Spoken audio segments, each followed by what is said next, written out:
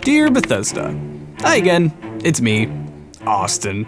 You know me, I'm the guy who writes to you more than he writes to any other game developer. I'm also handsome, sexually nebulous, introverted, and in more recent news, a warm recipient of an Order of Protection from Pete Hines. But anyway, I'm sitting here comfortably outside my 500-foot radius writing to you today to finish up my unofficial Fallout trilogy about the feasibility of some of your coriest concepts. The glowing sea, the Great War, and now my favoritist of favorites, vaults. I love the vaults. They're the oldest concept in the entire Fallout franchise, introduced in the very first Fallout game. Originally, they were just, holes in the ground that folk used to survive the apocalypse, but they became a bit more devious and complicated as the franchise evolved. In Fallout 2, the concept of the vault experiment was introduced and was expanded upon by Bethesda in Fallout 3 and was a central plot point in Fallout 4.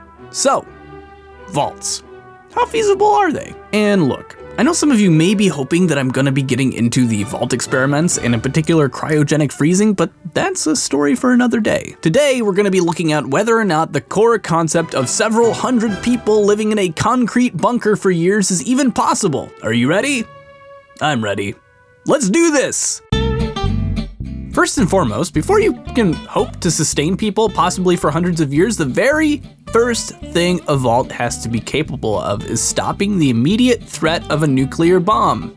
Is that possible? The immediate dangers from the detonation of a nuclear bomb are the fireball explosion, shock, and gamma radiation created from nuclear fission. In Fallout 3, if you walk through the vault display in the Museum of Technology, the announcer says the vault doors have a 2% failure rate in the instance of a direct hit from a nuclear weapon. This is bullshit. At the point of detonation, temperature rises to over 10 million degrees Fahrenheit, well beyond the melting point of the most durable metal known to humanity, tungsten. Not to mention the incredible pressures and radioactive forces at the point of detonation. Make no mistake, if someone dropped a nuke directly on top of a vault, it would be totally fucked. However, this isn't an immediate debunk. For one thing, this information comes from what is effectively in-game marketing by Vault Tech, who are pretty well established as being lying sacks of shit about everything. Also, as far as I know, there aren't any vaults other than Vault 87 that we know of that are said to have survived a direct hit from a nuclear weapon, so I'm gonna give this one a pass since it's never quite clear exactly where and how hard 87 was hit. Vaults wouldn't likely be high-value targets. Sure, they're little holes where humans can survive and regroup, but they're not weapons caches or nuclear silos. They're just places where people live. As nuclear explosions spread out, their intensity dissipates, and a properly sealed and buried vault would likely be capable of withstanding the intense pressures surrounding a nuclear blast and even perhaps being caught by a fireball as long as it's an appreciable distance away.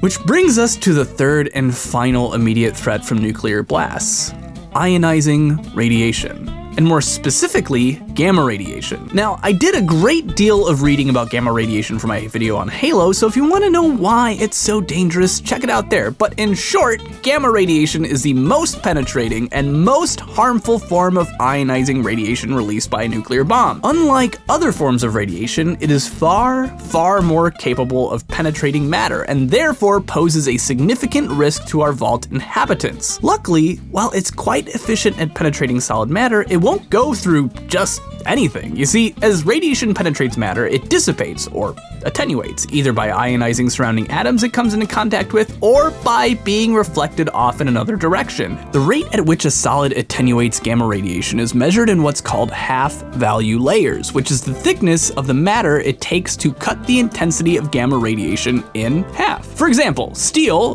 like what a vault door is likely to be made out of, has a half-value layer for gamma radiation of about half an inch, which means for every half an inch of steel gamma radiation travels through, its intensity gets halved. So, if we take a vault door that's 1 foot thick and it's hit with a fatal dose of 1,000 rads, by the time the radiation gets through all 24 half-value layers, only 0.000059604 rads will make it to the other side. That is less radiation than a banana has. Soil has a much weaker half-value rating, however, but it's still surprisingly effective at stopping gamma radiation. A mere 3 feet of soil reduces incoming radiation by over 1/1000th, which means the same 1,000 rads from before traveling through 3 feet of dirt will come out the other side as only 1 rad. Considering vaults tend to be buried very, very deep and are reinforced with steel and concrete, I'd say, thankfully, they're excellent at keeping you safe from the immediate effects of the nuclear apocalypse. However, it's one thing to survive for 10 minutes and quite another to survive for days, years, or even decades, or even hundreds of years in the case of vaults like 101. You have to worry about food, water, and oxygen, and that's just the physical needs. How do we even begin to pick this all apart?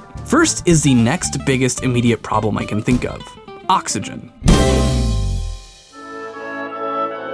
You see, surviving the initial blast is all well and good, but there's still this secondary problem to be concerned about: radioactive fallout. This is the secondary hazard and much more long-term danger. And while being buried underground is a great way to avoid this problem, if you've got pipes leading up to the world for ventilation and oxygen, you're in for a world of trouble when they start to get clogged with radioactive dust. Furthermore, these would present structural weaknesses and compromise the air pressure of the vault in the event of the high PSI pressures created by nuclear detonations. Luckily for me, a combination of Red Scare research and modern-day disaster prepper forums have done all the research for me already. It turns out, with proper filtration, the air from the outside world could actually be completely safe. Using a combination of HEPA filters, carbon, and decontamination through water, you could effectively remove all hazardous particles from incoming oxygen. You would have to create a way to seal these holes off in case of emergency, but for the most part, apparently, once the immediate bomb goes off and the fallout drops, you can begin breathing the air again with proper filtration. But what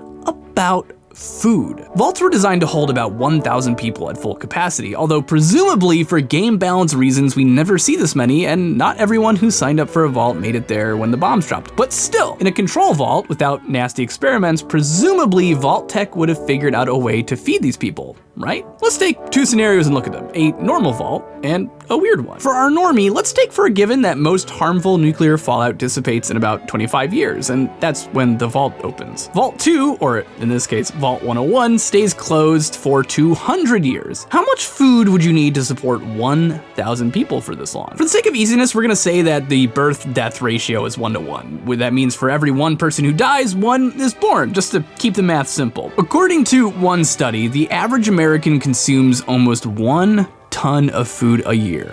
Holy shit. So times that by 1,000 and you get 1,000 tons of food for each vault for each year. That's 25,000 tons for our normal vault, which opens after 25 years. That's not too terrible, I don't think. Food storage is complicated and tricky, but vaults are vast and huge. With a small indoor greenhouse for fresh vitamins, you could presumably have a large warehouse full of food capable of keeping 1,000 people alive for a quarter decade. You'd have to be really vigilant about rodent management, but it'd be doable. The real problem comes with our 200-year vault, Vault 101. I may go into this more in depth if I ever talk about food preservation technology, but storing 200,000 tons of food underground for 200 years is not possible. As matter sits, it changes. That's just the nature of stuff, and food is especially at risk for contamination. Not to mention the vast size of an underground warehouse you'd need to store enough food for that many people for 200 years. No, supplying food long-term for a place like Vault 101 would absolutely require vast underground greenhouses, and perhaps even animals being kept for agricultural purposes. For such a long period of time, this would be the most efficient use of space. Having a limited gene pool would create problems for future generations, but likely something you wouldn't see after only 200 years. But 500 to 1,000, you definitely start seeing some negative outcomes from inbreeding. But I'm digressing a little bit. You could feed people for 200 years underground, but it would be difficult, and you'd have to have a very large supply of effective lamps that were able to keep plants alive and healthy. It stretches the imagination, but it's definitely plausible. Water, surprisingly, is the easiest problem to address. Water is easy to filter and purify with modern technology, and it's absolutely everywhere in the United States. There are underground aquifers, rain, and urine recycling would actually keep vaults relatively hydrated throughout the years, providing their tech doesn't break down. So, you know what? vaults are probably one of the most plausible technologies in the Fallout universe. We spent a lot of time in the 50s and 60s researching and designing places to preserve our species when the inevitable destruction comes, and even pop culture as old as Dr. Strangelove made mention of hiding out deep underground. I wouldn't want to do it for a long time, but I'm glad to know that there's something that holds up to even this harsh scrutiny in a modern video game. Just don't act like I don't know that you have chickens hiding out behind those inaccessible doors, Bethesda. Sincerely, Austin. Hey there everyone, thank you for watching my video about vaults. They were, I wanted to tear them apart, but honestly, they're pretty feasible. Tearing them apart is pretty much like the nitpicking of the nitpickiest thing. So they're actually kind of the most legitimate concept shown. Obviously, you have to presume that there's a lot of things off screen that you don't see in order for them to be feasible. They, as you see them in the game without, any sort of food, supplies or anything like that, it does stretch the imagination too much, I would say. You basically have like 20 people living there eating no food. But no, I'd say as a concept, they hold up to scrutiny, and I'm really excited about that. If you like this video, be sure to shoot it a like, and if you like our channel and you're not subscribed yet, what is wrong with you? Subscribe to our channel. We do all sorts of videos. I'm gonna stop talking about Fallout for a little while, and then I'll be back to talk about Fallout, because, you can't not. If Far Harbor's coming out, probably gonna have something to bitch about when it comes to that.